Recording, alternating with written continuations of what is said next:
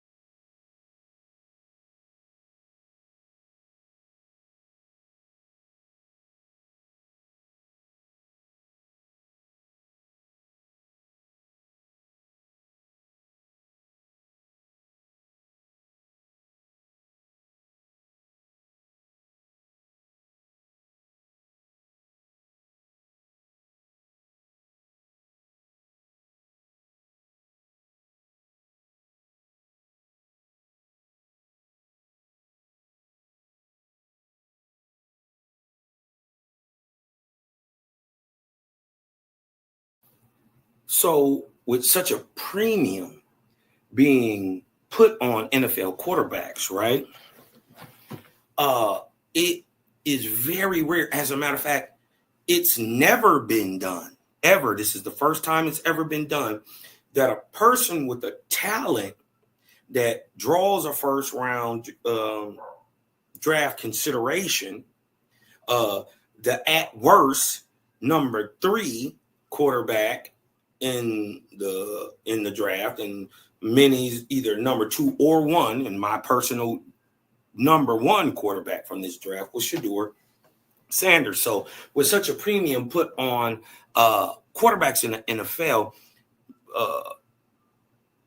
many stipulations and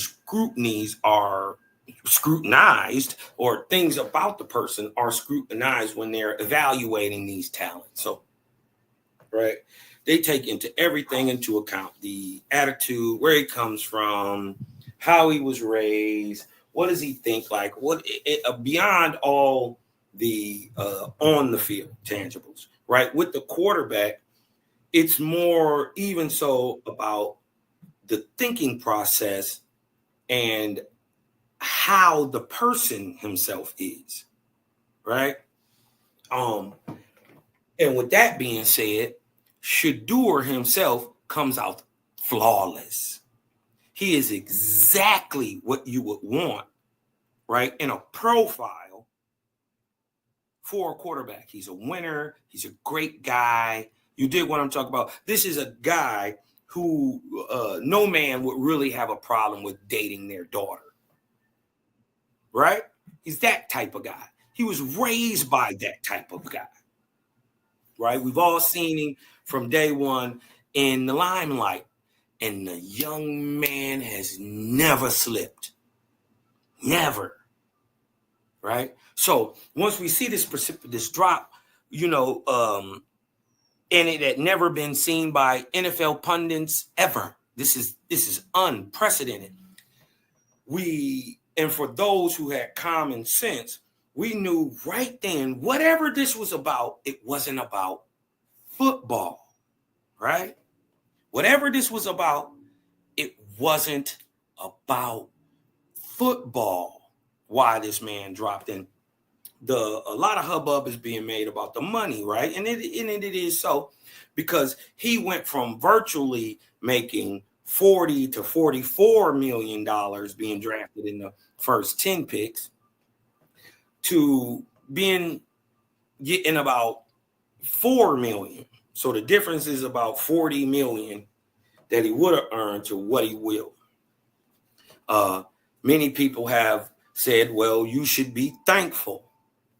You dig what I'm talking about? That you even got the opportunity and you should just put your nose down and grind, right? Nothing wrong with that. You dig what I'm talking about? And to a certain extent, I agree. But when it stops being about the game, and this is a young fella, man, just starting off his life, it's unfair.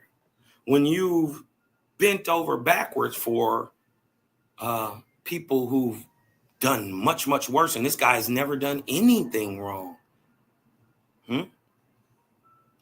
Now, over this weekend, one of the big homies, Stephen A. Smith, salute out to you.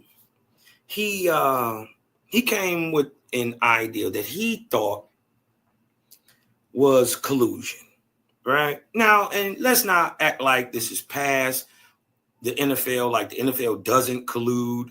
Remember, not a few years ago, but just a few years ago, they blackballed, they got together, colluded to blackball Colin Kaepernick. Now, I don't want to conflate like the situation between what Kaepernick was doing and what happened to Shedeur Sanders is anyway in the same, but we're stating the obvious because the NFL is not above colluding.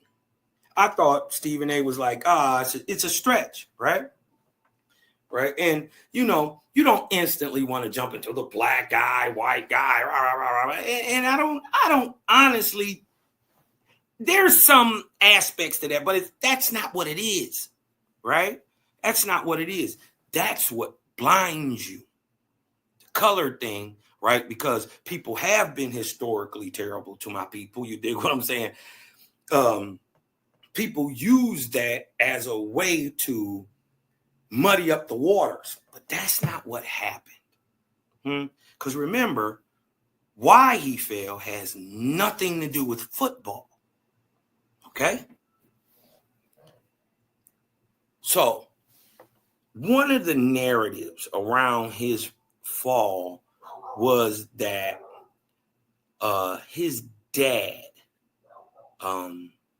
NFL Pro Bowler Deion Sanders, and had made some statements earlier pre-draft around Super Bowl time, right?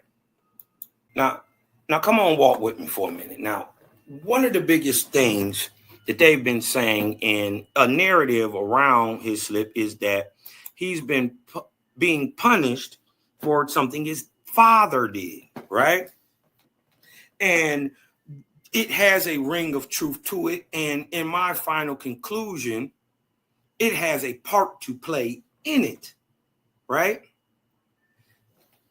But one of the biggest hangups that they were saying was, it was his dad, his Pro Bowl dad, NFL Hall of Famer, NFL champion dad, who's never led him in the wrong way ever, is somehow we're worried about him being able to come in and take over and just tell people what he want to do because he was going to pull a Eli. And for those who don't know what an Eli is, the Sanders wouldn't be the very first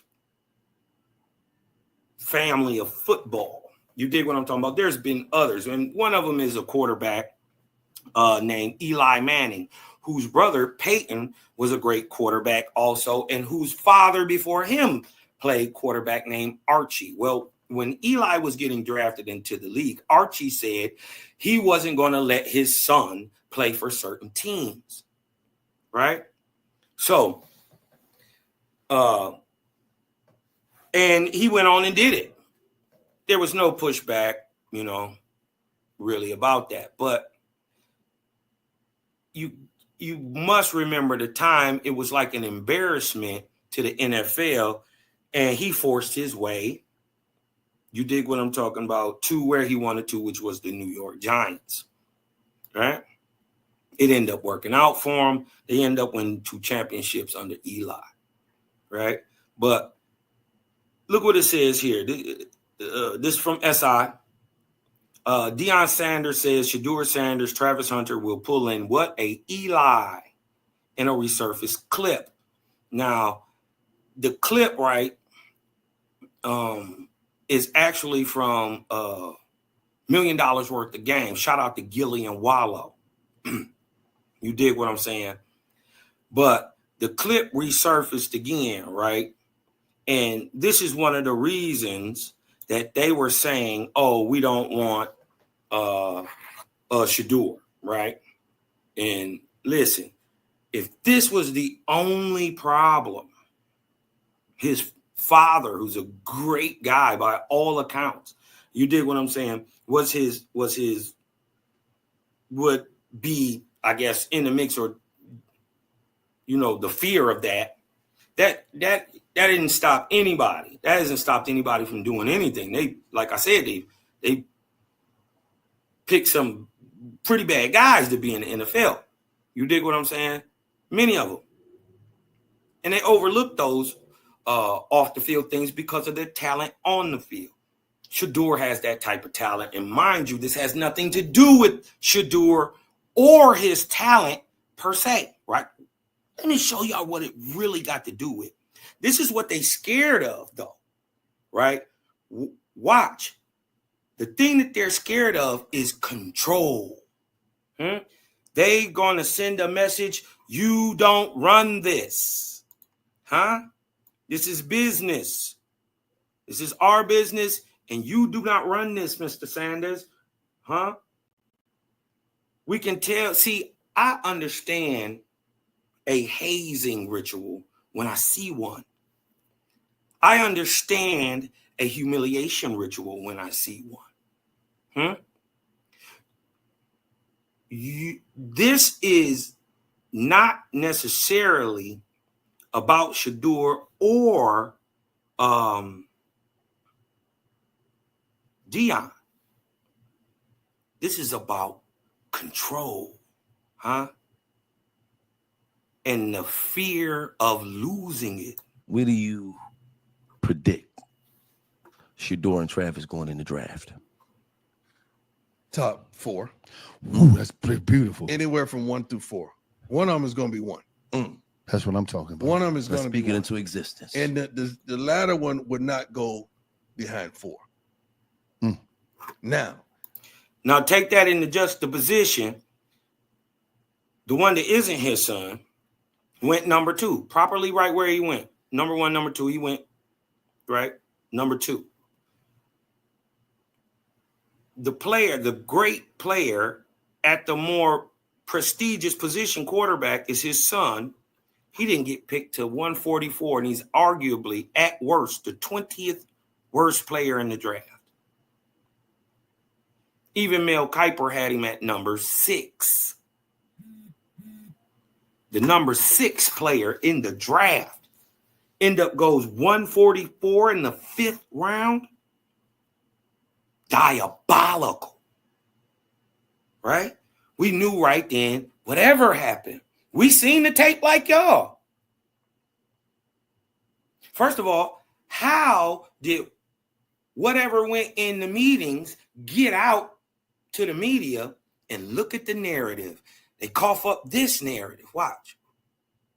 All this is subjective because I know where I want them to go.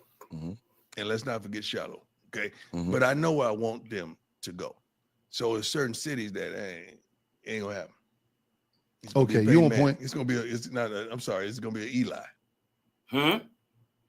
Now look, let's read down what they're saying. Top 4, Sanders said, anywhere from 1 through 4. One of them is going to go 1. The later one will not go behind 4. Now, all of this is subjective because I know where I want them to go. And let's not forget Shiloh. Okay. But I know where I want them to go. This is a father speaking about his sons and a boy that he took in like his son. Travis. So there's certain cities that it ain't gonna happen.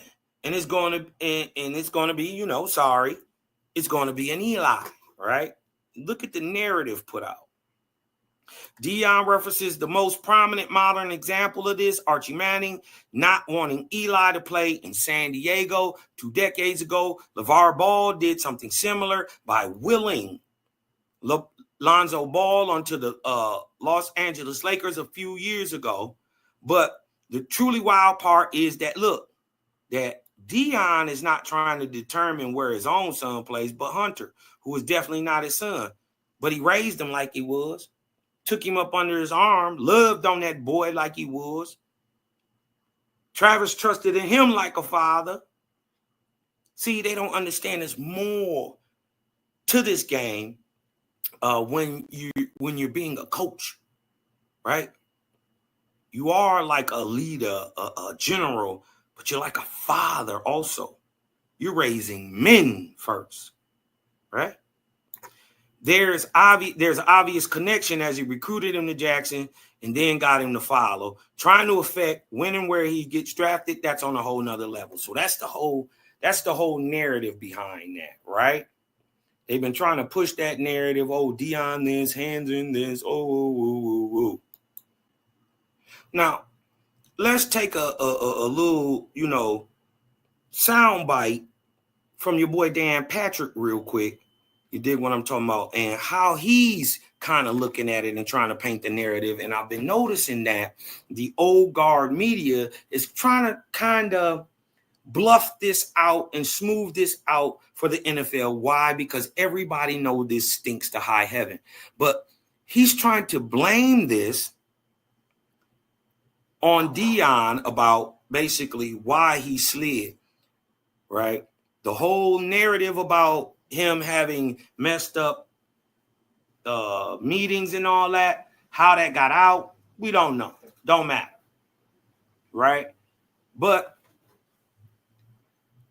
you know, I want y'all to understand that they're trying to paint the narrative that this is good for you, boy. This is good for you. How you come in with the chip on your shoulder, boy, and you work like you wasn't going to do that in the get-go. Well, now you need to humble yourself, boy. You need to be more humble. I want you to peep the narrative, right? This is Dan Patrick. Let's let him talk. Like, you can tell us, and your dad can tell us. I just think that they probably needed somebody in their camp to say, I'm going to be honest with you here. Because you have a lot of yes men. If you're around celebrities, you're around actors, musicians, there's a lot of people who tell you what you want to hear. But you want to hear what is going to make you better, what is going to keep you grounded. He doesn't have an agent. And that agent might have been honest with Shedeur and just said, man, and then right there, that's when the light went off, y'all. Right there. First of all, he made an assumption that he didn't have people around him who've been telling him the right thing, not just blowing his head up. That's what he got a daddy for. He did what I'm talking about, and he got a bona fide superstar in his daddy who gonna tell him everything right to do. So he did have that person in his ear, right? But see how they keep trying to make this about football when we know this is not about football. But Dan Patrick turned the light on for me. He said, Shedeur doesn't have a agent. Oh, right there. Right there. He doesn't have a handler. See, that's what an agent does, right? An agent is the handler for the NFL, right? If they don't think that they can keep their ropes and rings around you, right? They don't necessarily want to draft you, right? And that has to do with control, right? Let's listen some more to Dan Patrick. I'm going to go into this. Remember that, though. Shedeur don't have a agent. Why is that important, Cosmo? Let's let Dan go, and then we're going to clean it up. I don't want to be a buzzkill, but I'm not hearing good things about this or this or this. Hey, we got to be ready for this. Like, that's what an agent does. He's saying I'm like sure his there daddy are did. advisors there. But Dion, when Dion was with us at the Super Bowl, Look. certainly felt like he was the battering ram. He was the Trojan horse. He was going in. And he was going to tell teams, don't draft my son. Talked about the Cleveland Browns not wanting his son to go there. But I think if somebody would have been or should have been honest, then maybe he wouldn't have suffered a painful lesson. Now, he would have gotten humbled, but he would have at least been prepared. And then that's when you... This is when I know this was my first feeling was right. This is a humiliation ritual, right? I was right. It's about being humbled. That shouldn't have never even came out of his mouth. Why do you want a humble football player? That's an oxymoron. You want a player who is, just brimming, right, with self-assuredness, over the top, especially with a quarterback. So, and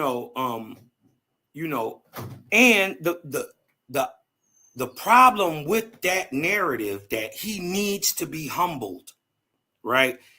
First of all, it reeks of Jim Crow, right? It smells, it gives dead carcass.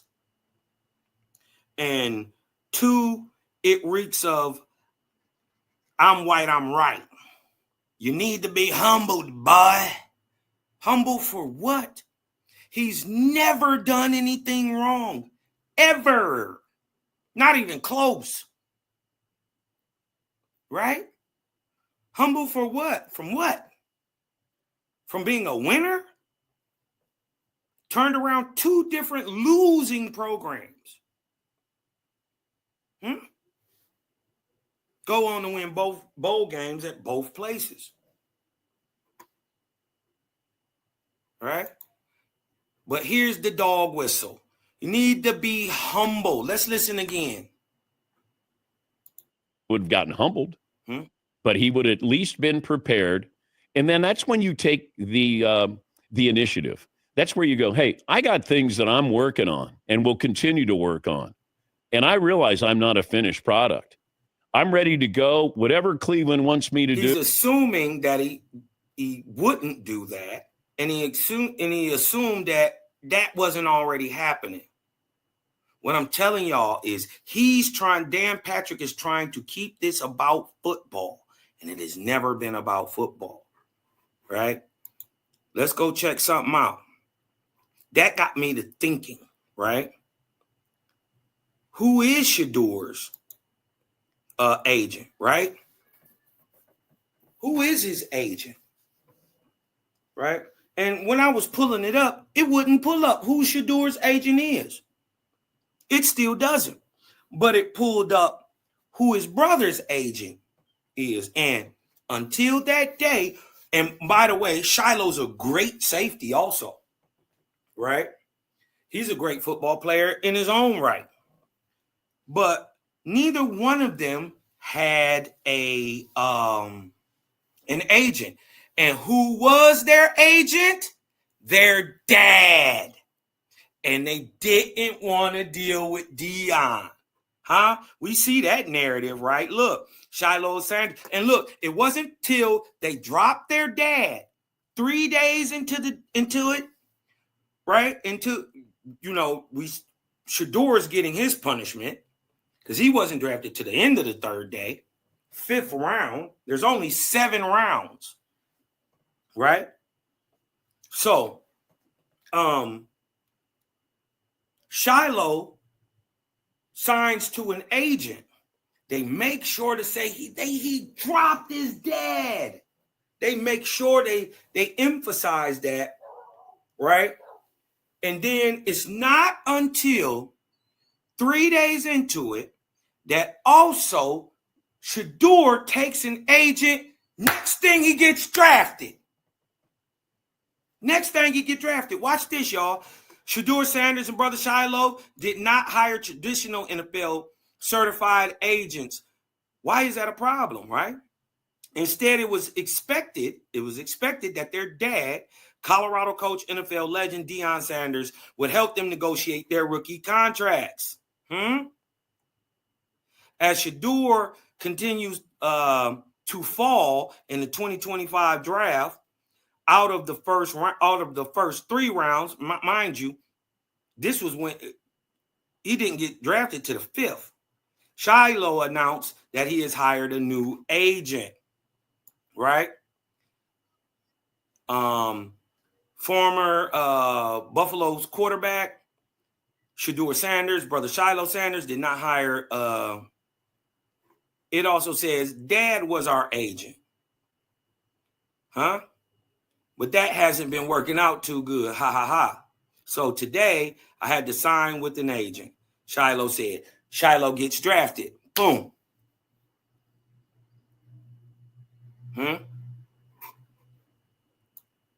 Now, right, look, our dad with our agent, but that hasn't been working out too good. So today I signed with an agent. He signed with a coveted agent named Drew Rosenhaus, a pit bull.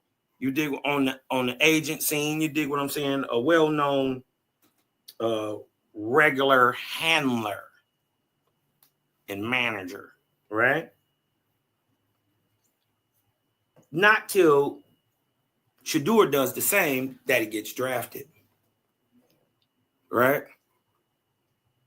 So right then I realized I'm too close to this. I'm too close to this to actually see what's really going on, right? So I back up a little bit. Cam Ward and Shedeur Sanders don't have traditional agents, Does it matter, right? Now, this is in late March, a month before the draft, right? Is the traditional Jerry Maguire sports agent a dying breed in the NFL? No, but times are changing. And this is what they don't want, yo. The NFL doesn't want the times to change, right? This is still slave picking. Get out in that field, boy. It's exactly what this is. You run this. We don't run this. We run this. You don't run this.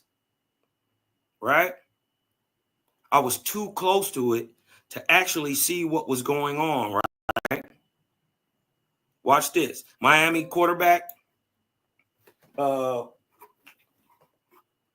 Miami Hurricanes quarterback Cam Ward is likely to land a 4-year contract worth more than $40 million if he's selected number 1 in the draft. Shedeur would have got about the same.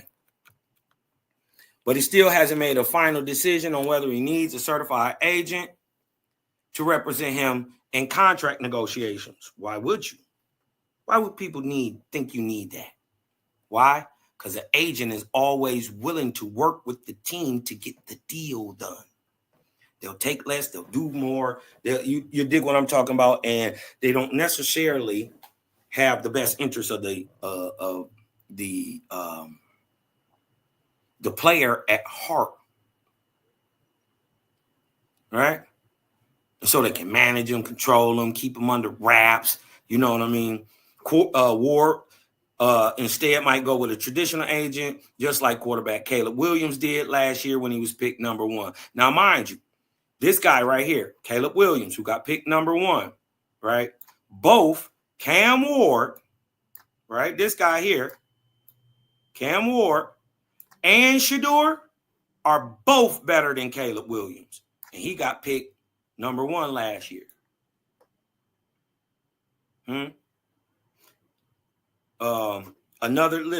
Another top quarterback prospect, Colorado Shedeur Sanders, doesn't have a certified agent either according to the NFL Player Association.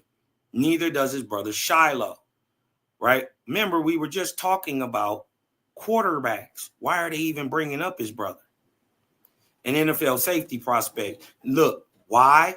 Because you can't never get away from this nigga. Their father, Coach Prime, Deion Sanders, provides plenty of pre-draft advice instead. Now, don't you think a guy who has mastered contracts, know how they work, know how to pivot, and this is his son, he would give him the best advice? But what a daddy gonna always do for his son is be willing to free him. And that's what the NFL team can't take. Because then they lose power, because they lose control. I was standing too close to this, y'all. I was standing too close to it.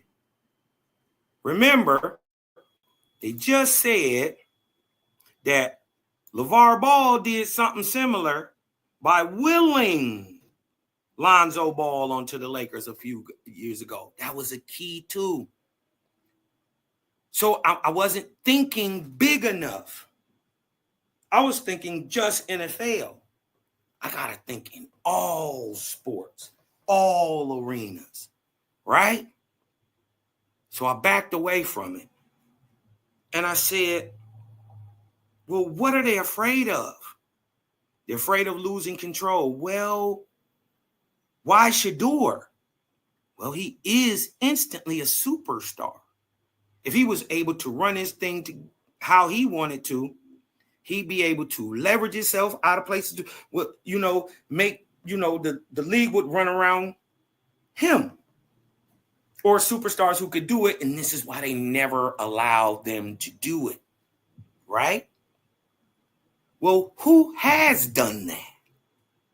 And what is his representation like? Remember, I told y'all I was too close to it? You got to go look outside. You got to go pull back. And instead of just looking at NFL, look at all sport. But look who the big dog in all sport is, LeBron James. Right? But who is LeBron James' agent? Why did LeBron James run the league like it do? Why is his influence like this? Why he can't tweet without moving? Why don't people checking for what LeBron says and all that stuff and how he gonna do is how they move and why? Because LeBron James is agent. But who is LeBron James' agent? Rich Paul, his homeboy. And Rich Paul, who got set up by LeBron and then turned around and was the agent for LeBron, he has opened up the door for LeBron to. He dominates the league so much so that people who even thought Bronny wasn't good enough, and they were wrong, he even got him drafted and got him drafted on his team. None of y'all know who the number one pick of this past year's NBA draft. Who is number 2? Who is number 3? But if I ask you who the 55th pick was, you're going to tell me Bronny James. Huh? Why? Because he a star already day one. But Brian was able to, you could call it nepotism, whatever you want to. I call it power. Got his son to be able to play in the league with him while he's still balling. On the same team. How did he get that type of power? Incongruency with his childhood best friend. They had made pacts with each other that once he got on, he was going to turn around, put all his homeboys on. I always got to give LeBron James credit for that because he did it. Rich Paul is the biggest in the game.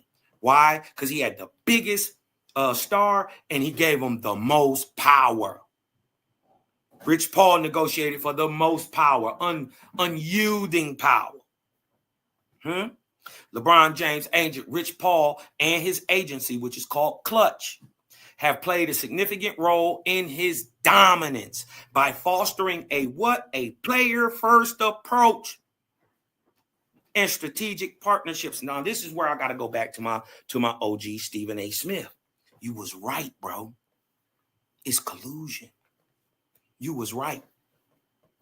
Not what locked it in for me was this right here, but what really locked it in was when we found out that reports did come out that certain teams was going around telling other teams to not hire him or to not have him on their draft list high.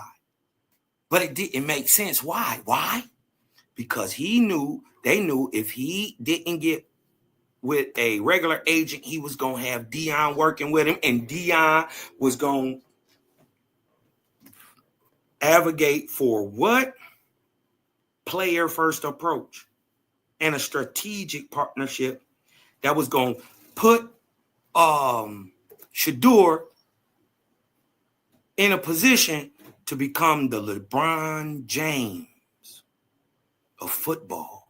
Yes, he that. The talk around him, the star, the pizzazz.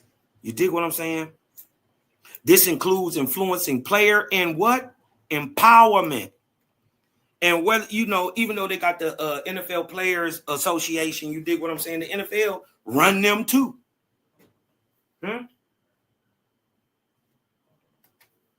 This includes influencing player empowerment, team shaping dynamics, and leveraging James' influence to build a strong network of players and talent. When you got a superstar, other people want to come play with him. Remember, this whole thing is about control and power. And this is what I wanted to show y'all. It's about power, y'all, and about who got it and who got control. And this is what they were worried about, that if that boy had his daddy with him, they couldn't get down on him. As soon as he got an agent, he gets drafted. That locks in exactly what Stephen A was saying, but not for the reason Stephen A is saying it. This is about control and power and sending them boys in the whole league a message. We run this. This is what they're scared of. Player empowerment. And this is what a strong family of quote unquote Black or Aboriginal Americans look like. Did you see how well the boy handled this humiliation ritual? Oh man, I was so proud of him. He took it on the chin like a soldier. But what they don't know is they just empowered this young man. Everything you tried to do backfired. Because you left him in this hole and ditch. He's going to work out of it. Right? He's going to get him his own rich Paul. Right? And look what they've done together. And this is what they're afraid of in the NFL. Because see, in NBA and the NFL is a little different. They got guaranteed money in the NBA. It's slave, and if you can't slave for me now, none of that's guaranteed. Even though you worked your butt off.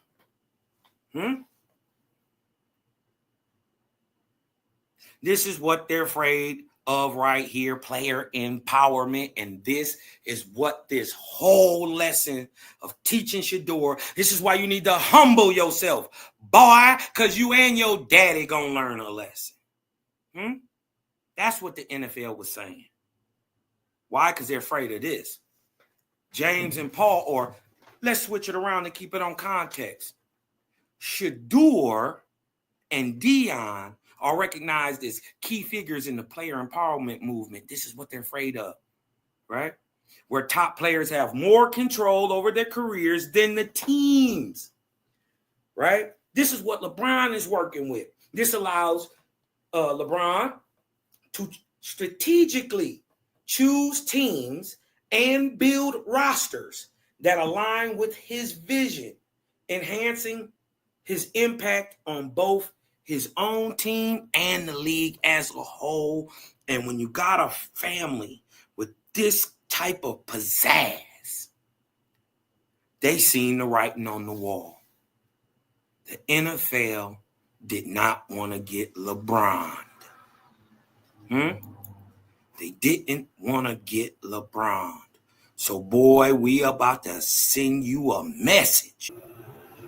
Now, I wanted to see y'all how the NFL and white guilt kind of muddies up the water, right? Because they paint this picture like he wasn't this great NFL quarterback, or college quarterback. Like he wasn't this great athlete. Somehow, a guy who throw damn near 40 touchdowns, 4,100 yards in the Heisman race, he ain't a great athlete. Somehow, right? But this is from SI again, from Albert Breer, right? And this is about, now they got to clean this up.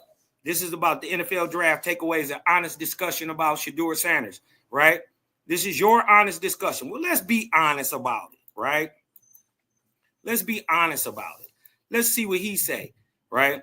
This starts with teams evaluations. He said, let's have an honest discussion about Shedeur Sanders, since there doesn't seem to be a lot of that out there in the aftermath of Sanders falling first through Thursday's night first round, and then Friday's night second and third rounds, all the way to the fifth round on Saturday.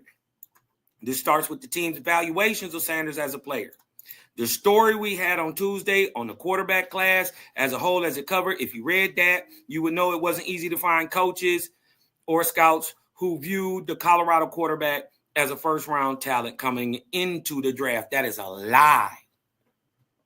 On many scouts, at worst, they had him as the third best quarterback. He was the number one quarterback on most people's, right? Even if not most, they knew generally they took him as, if it wasn't Cam Ward, it was Shedeur at 2, right? This is just on tape and just watching what we're watching and knowing that we've seen this before, right? But now here he comes retouting. First of all, everybody had him as Mel Kiper. Everybody has him at not only many of them as a top 10 draft pick, but at worst the 20th. The very worst, he would be the 20th pick. There's 32 picks in the first round. 4 teams actually needed quarterbacks.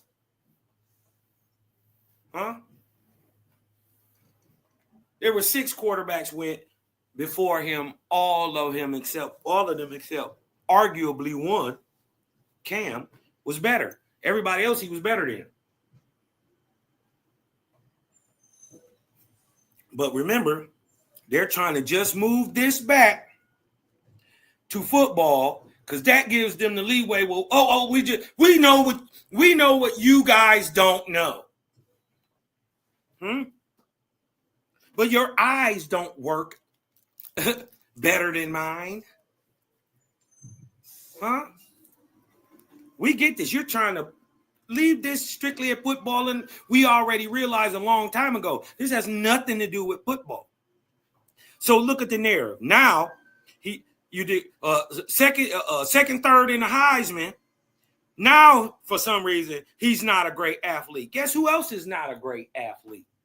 Tom Brady, the greatest quarterback to do it. Guess who else is not a great athlete? Aaron Rodgers. Guess who else is not a great athlete? Brett Favre. Guess who else is not a great athlete? Pat Mahomes. Guess who else is not a great athlete? Joe Burrow. But you know what they all are? Great quarterbacks. And everybody I named, all them great quarterbacks, Shedeur is a better athlete than all of them. Tom, Aaron, Ben Roethlisberger, Patty Mack, He's a better athlete than every one of them top, even Joe Burrow. He's a better athlete than Joe Burrow right now. Right? I'm not sitting here saying he's a better quarterback, but he's definitely a better we won't know that, but he's definitely a better athlete, right? But this is how they got to paint the narrative. He didn't show great arm talent. When? Where? Show that he throws the best deep ball. He got some of the best pacing. He throws a feathered ball. He got every throw, every slot. And he does it from the pocket.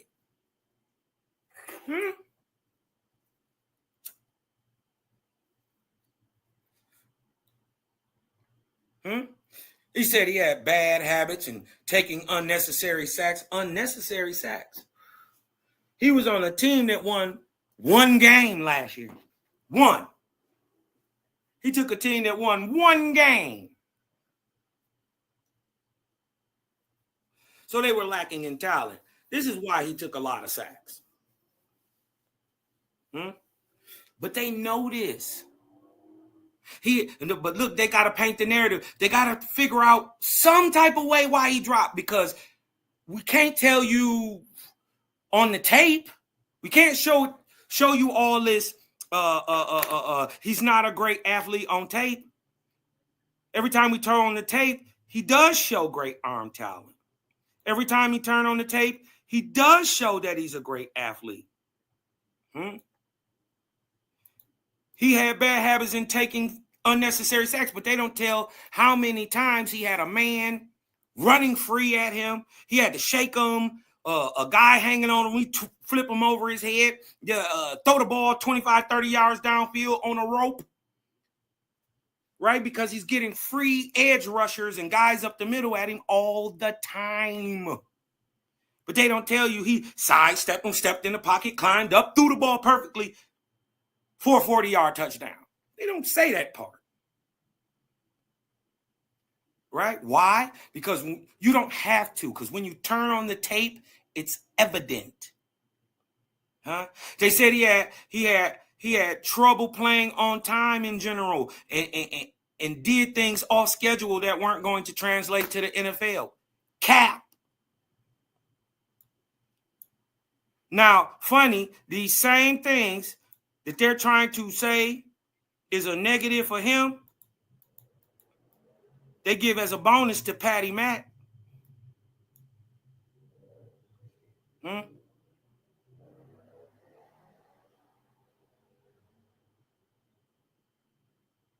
Look, and this is how they try to write it off.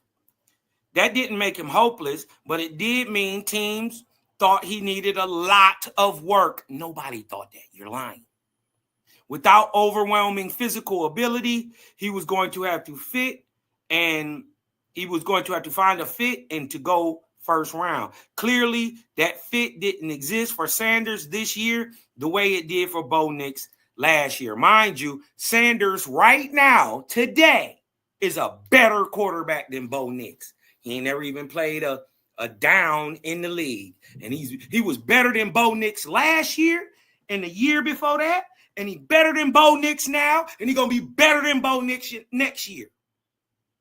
But they found a spot for him. You see how they trying to muddy it up?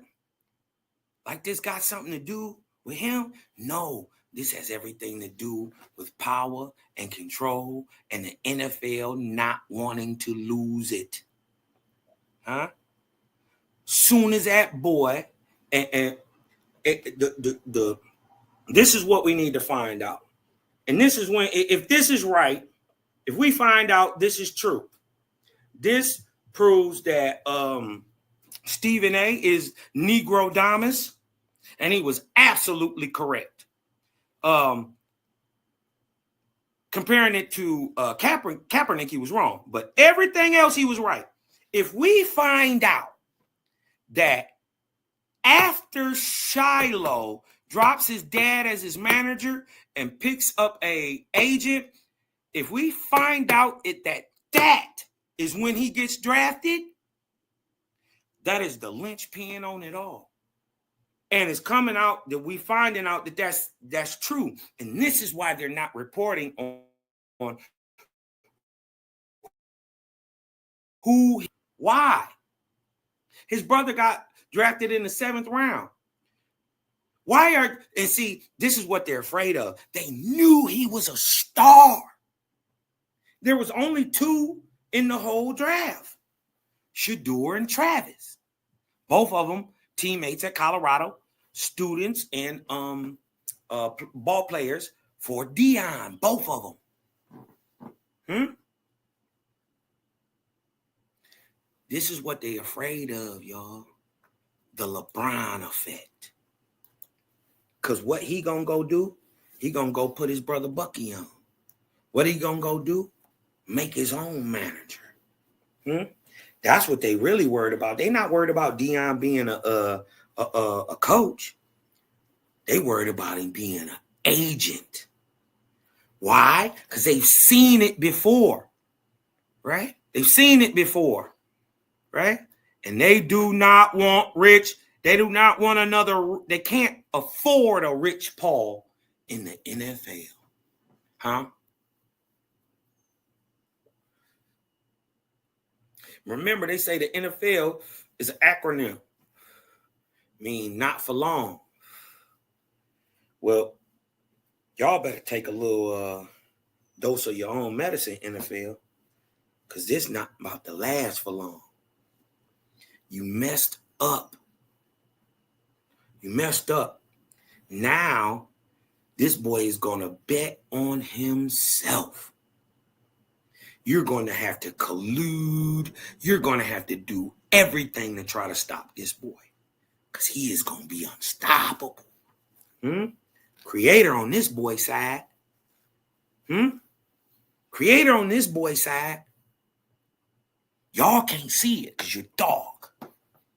And this is why I call this the Spirit Sports Network. You dig what I'm talking about? The Spirit and Sport Network. Because they don't even see the spiritual side of sports. But Cosmo gonna bring it to you. This is what they're afraid of, y'all. Player empowerment. Influence on player movement. They don't want this. Network and influence. Paul and James have built a strong network of players and talent within Clutch Sports, allowing them to move players across the league strategically and maintain a competitive advantage, right? And this is where LeBron killing them, and they don't want shedeur in it. Marketing and business ventures. That's what it is. They're controlling all the marketing and business ventures in the game because the players don't have empowerment, in fact. Shedeur is the hope of that. What you don't know is you just made a rallying call. They seen you do that boy wrong.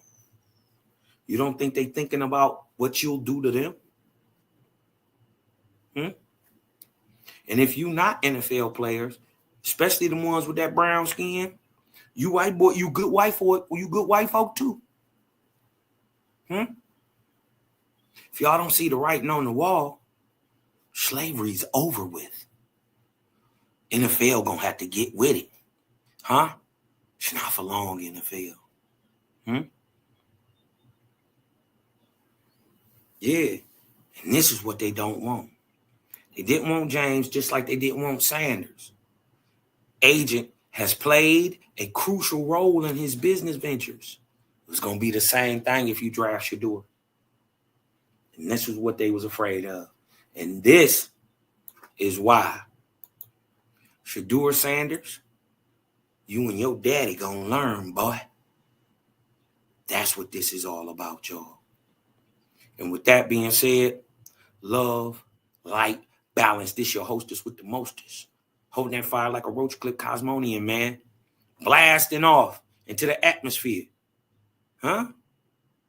Salute.